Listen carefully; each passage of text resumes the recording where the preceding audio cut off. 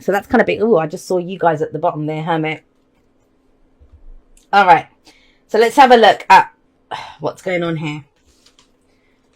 We have the Wheel of Fortune coming up, and the Wheel of Fortune, it's a card. It's Wheel of Fortune, right? It's fate. What is fate? A lot of people get confused on this. Well, we have free will. We always get to choose what we're doing. And when we talk about free will and choices, a lot of people see that as, but no, Jay, I can't make someone else do this, and I can't do whatever, to affect your external reality. That's not what the choice is. And I have a whole podcast on this that I recorded about a year ago. The choice is on how choosing to experience. Remember I was saying that where your heart focuses. So say, for example, I could have had a really shitty day, but now that I'm here, I'm fully focused, and I've had a great, it's very early in the morning here actually, but I'd be fully focused on what's going on with my reading. That this is the story. I'm fully immersed in it, fully present in where I am, not thinking about what happened in the past, not, oh my God, what are people going to think of this reading? That's what being in the moment is, being fully present right now. How do I feel right now? I feel great. Talking about the Wheel of Fortune right now. So then what does the Wheel of Fortune mean? It means when destiny steps in. Like there's always things that happen in life that we don't have control over the physical aspect of it. The redundancies at work, or someone deciding they no longer want to be in a relationship, or, someone leaving home, or the landlord saying you're evicted, whatever, I'm closing down, I'm not putting this house on rent anymore, whatever. Those things we don't have control over. But the Wheel of Fortune says the wheel has turned, the season has changed. And it's our job. How do we turn that fate into our destiny? Is to recognize it as an opportunity and to walk through the door. That is our choice there. So if they let you go from that job, it's like, well, I never liked that job anyway. Let me go and start that business. Let me go and apply for that other job. Do you see what I mean? That's how we turn that fate into our destiny. We can do the Five of Cups. Why did this happen? Why have I not got the support? Why is that gone? But it's seeing it as an opportunity. And the Wheel of Fortune is that. It's a new cycle begins. Now, it can be something that comes back round again. It may be the case for you, especially with the Five of Wands and it came up at the beginning, right? These two have a lot of significance because they came up right out of the deck. First two cards out, and they're very prominent, interacting with each other in the reading as well. But if that situation comes back round again, whether it's with the same person, whether it's the same company, whether it's whatever, it could be a brand new job, it could be a brand new relationship, whatever. It's on us to do it differently. Now that's underlying. So this is a lot of fate and destiny. Both of these cards talk about fate and destiny. We have the Lovers coming up with this. Now the Lovers, yes, it can be around a relationship, whatever the nature of that relationship. But at its core, what the Lovers talks about is what we love. What we love. They're called the Lovers, they're not called the Thinkers. And I do see, I've talked about this often, it's number 6 and the Devil is number 15, which adds up to a 6 as well. They are two sides of the same coin. But at the Lovers, we are what our heart is called to. And a lot of people say it's a head or heart decision. It isn't a real decision. It's actually the heart has picked, this is what I love. This is how I want to feel. This is what makes me feel good. This is good for us. The heart is screaming that out. This is good for us. That person, that job, that situation, that career move. It's something that we must do. But it's good for us, right? And so the choice is then the head gets on board to give the heart what it wants. That's how this works.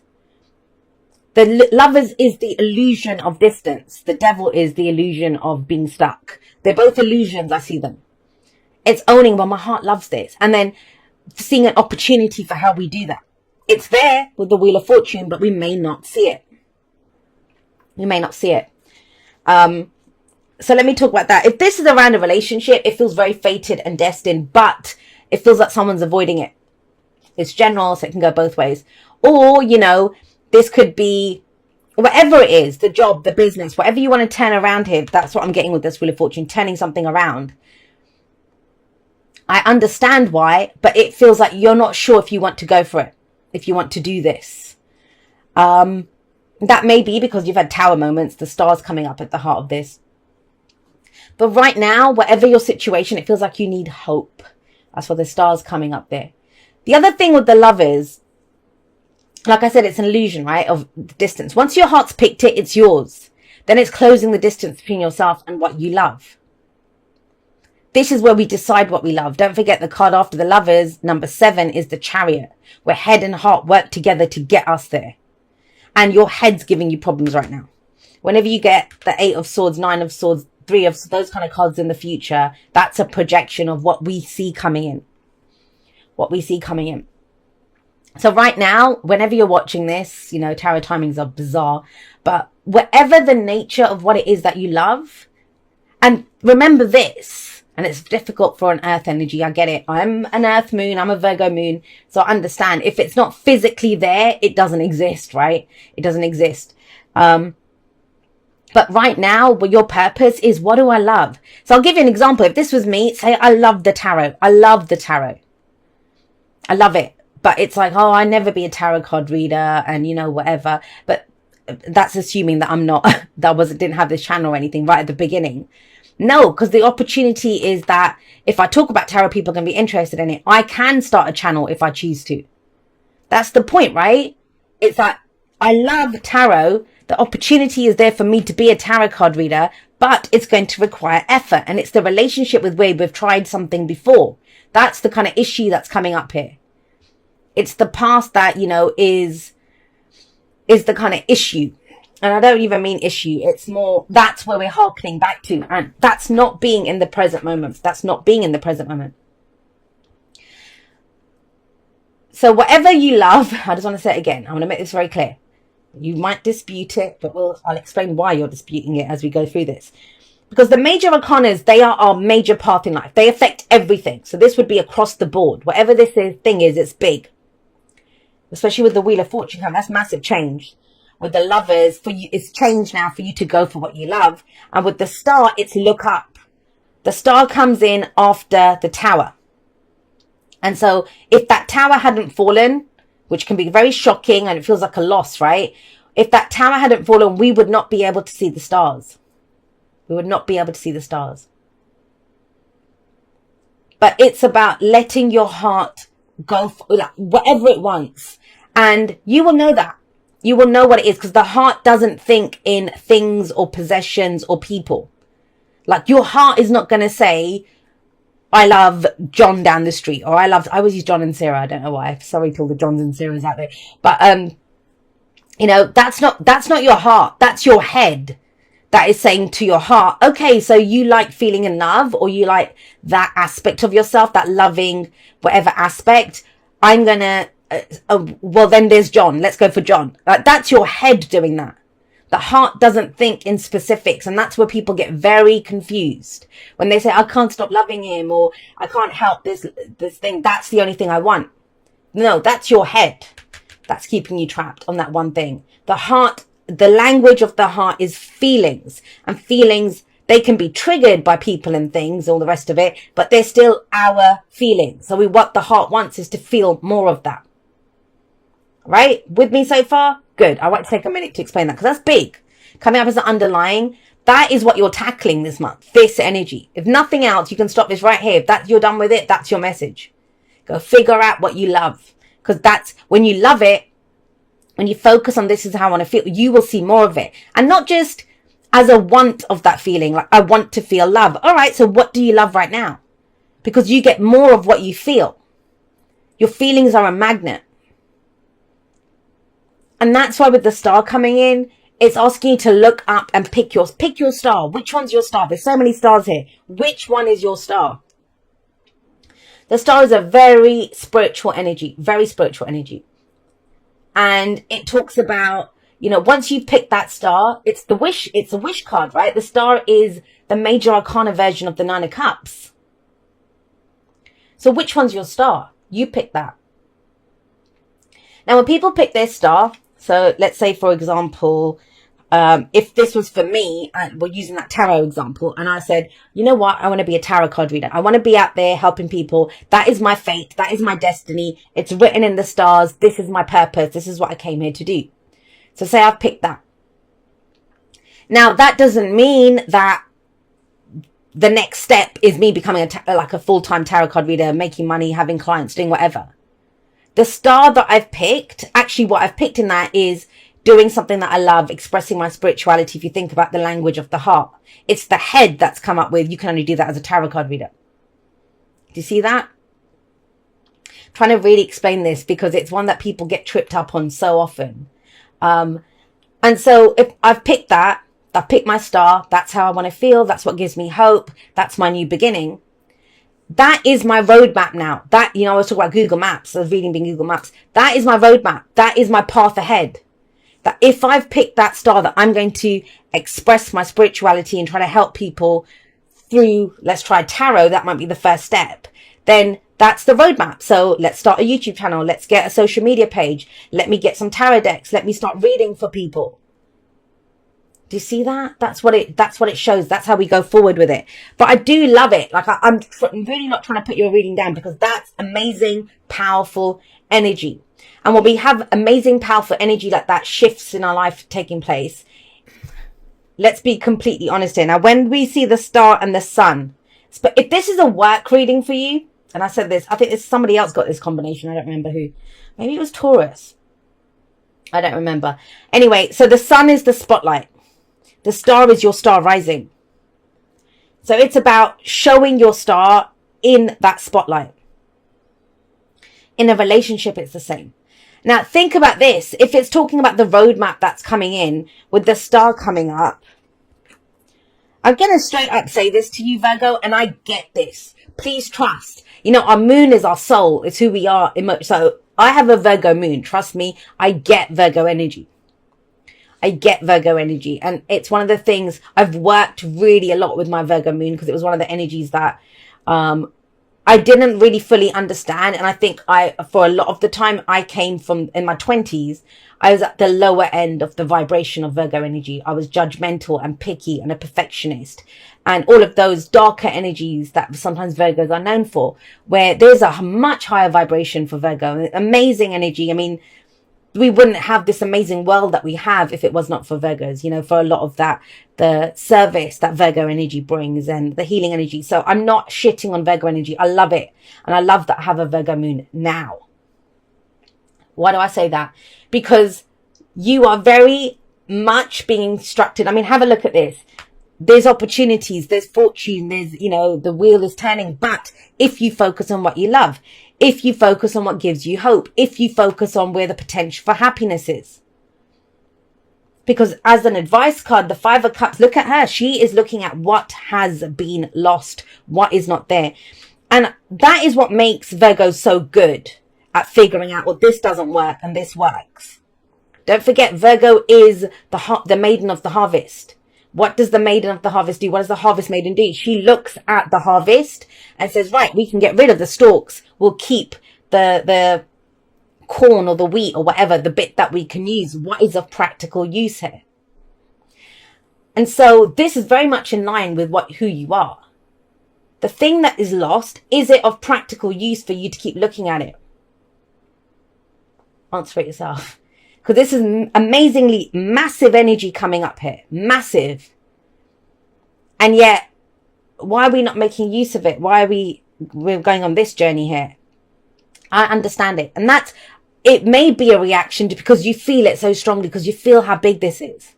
It's that overwhelming how connected you feel to this person. It's overwhelming the shit that you're in right now, and it just feels like, you know, I can't look away from the train wreck or the shit show that my life is. But that's the only way that it will get brighter and bigger, right? You can look at the rubble of the tower, or you can look up and start looking at the new star. And there is a part of you that says, but Jay, I worked so hard in that tower, and you can't fix the tower.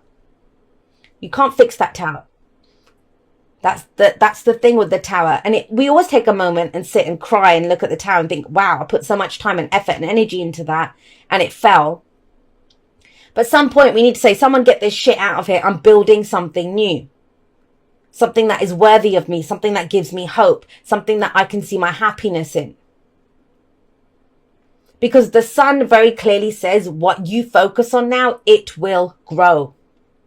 What you focus on, it will grow. You are the sun in the solar system of your life. You give life to whatever comes. This is a card of creation, new beginnings, that life force energy, because that's why there's always a child here. There's something very innocent about this card, right?